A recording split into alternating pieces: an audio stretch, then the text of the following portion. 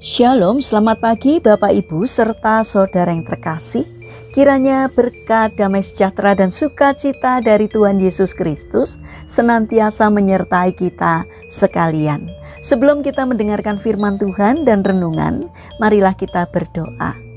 Tuhan Allah Bapa yang Maha Baik, kami sungguh bersyukur atas kebaikan dan kemurahan-Mu, karena Engkau Tuhan yang selalu melindungi, menolong dan menopang kami. Terima kasih atas setiap kebaikan-Mu, ya Tuhan.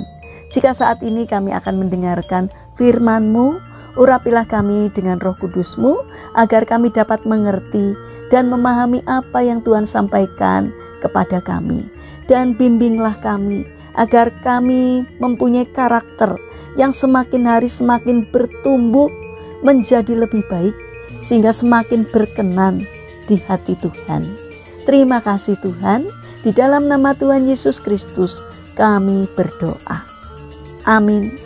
Bapak Ibu serta saudara yang terkasih, bacaan firman Tuhan saat ini diambil dari TB2 dari kitab Yakobus pasal yang pertama ayat 12. Demikianlah sabda Tuhan. Berbahagialah orang yang bertahan dalam pencobaan, sebab apabila ia sudah tahan uji, ia akan menerima mahkota kehidupan yang dijanjikan Allah kepada orang-orang yang mengasihi Dia.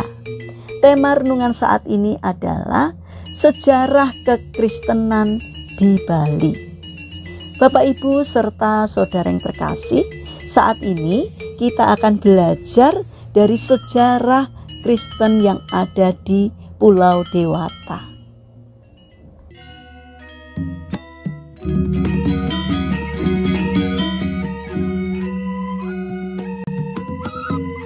Sejarah kekristenan di Pulau Dewata.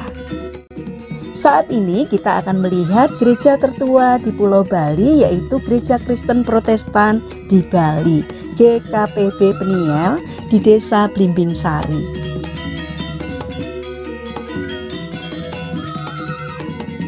Blimbing Sari adalah desa yang berada di Kecamatan Melaya, Kabupaten Jembrana, Bali.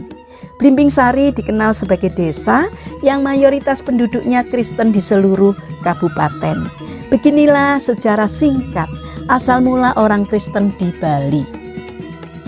Berawal dari pembaptisan yang dilakukan oleh Dr. R.A. Jafri kepada 12 orang Bali yang bertempat di Tukat Yehpoh Untal-Untal, Dalu. Baptisan ini dilaksanakan pada tanggal 11 November 1931. Kemudian datanglah Sang Tohang yang berasal dari CME, sekumpulan orang Kristen di Amerika Serikat yang terpanggil untuk mengabarkan Injil. Pada saat itu, Sang Tohang mengatakan kepada pengikutnya yang baru percaya kepada Kristus supaya menolak segala sesuatu yang berkaitan dengan penyembahan kepada dewa-dewa serta segala bentuk persembahan seperti sesajen yang berhubungan dengan ajaran kepercayaan Hindu. Akibat dari tindakan ini, maka timbullah perlawanan dari umat Hindu yang mengakibatkan kekacauan di desa-desa kawasan orang Kristen berada. Orang Kristen Bali mulai dikucilkan, dipukuli, dicaci maki, bahkan orang Kristen tidak diperbolehkan untuk menguburkan mayat dan diminta untuk keluar dari wilayah Bali. Mereka tidak mendapatkan aliran air di sawah dan masih banyak kesulitan lain yang dihadapi oleh umat Kristen Bali. Dari kejadian tersebut, pemerintah Belanda yang saat itu berkuasa di bumi Pertiwi memutuskan untuk membuang atau mengucilkan orang-orang Kristen Bali di hutan angker yang terletak di wilayah Bali Barat sekitar 17 km dari Banyuwangi, dengan tujuan supaya mereka meninggal dimakan binatang buas di hutan itu. Ada 30 orang laki-laki yang dibuang di hutan itu. Walau hutan itu jauh dari rumah penduduk, namun mereka bisa bertahan hidup. Di antara mereka tidak ada seorang pun yang meninggal. Ada saja cara Tuhan menolong dan memelihara mereka. Di hutan itu mereka bekerja keras membabat hutan untuk dijadikan tempat tinggal yang layak.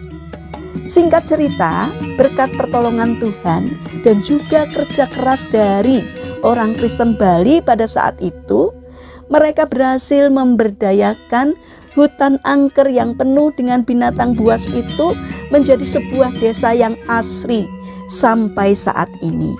Perjuangan orang Kristen yang membabat hutan saat itu sungguh luar biasa. Walau ditindas, mereka tidak menyerah.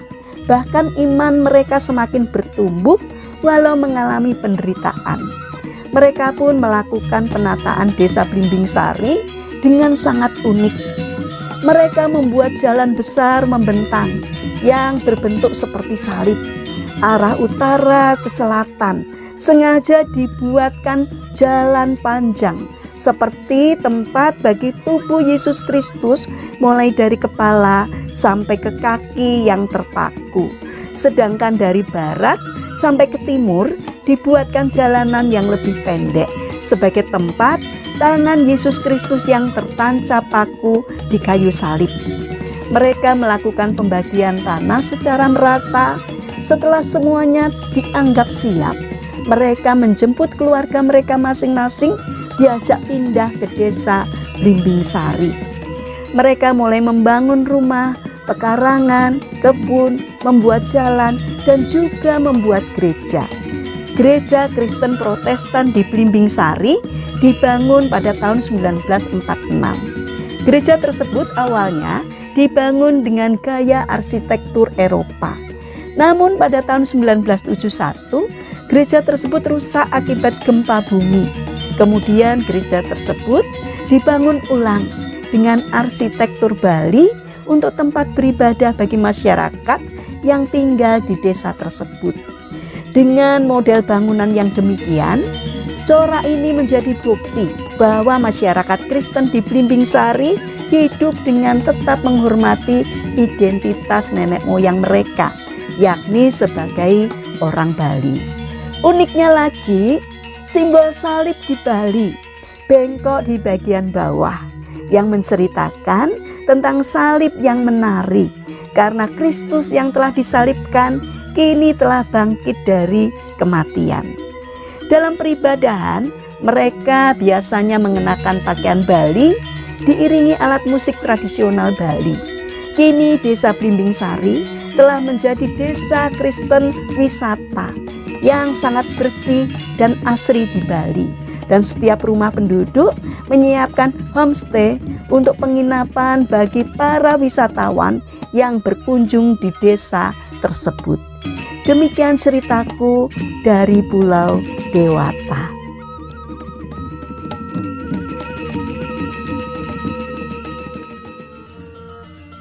Bapak Ibu serta saudara yang terkasih, dari sejarah kekristenan di Bali ini, kita dapat belajar terhadap para pengikut Kristus yang telah rela menderita karena memperjuangkan imannya kepada Tuhan. Karena mereka percaya bahwa penderitaan dan ujian yang mereka alami tidak akan sia-sia jika mereka tetap setia dan bertahan. Allah telah menjanjikan mahkota kehidupan bagi mereka yang mengasihinya dan tetap teguh dalam iman meskipun menghadapi kesulitan.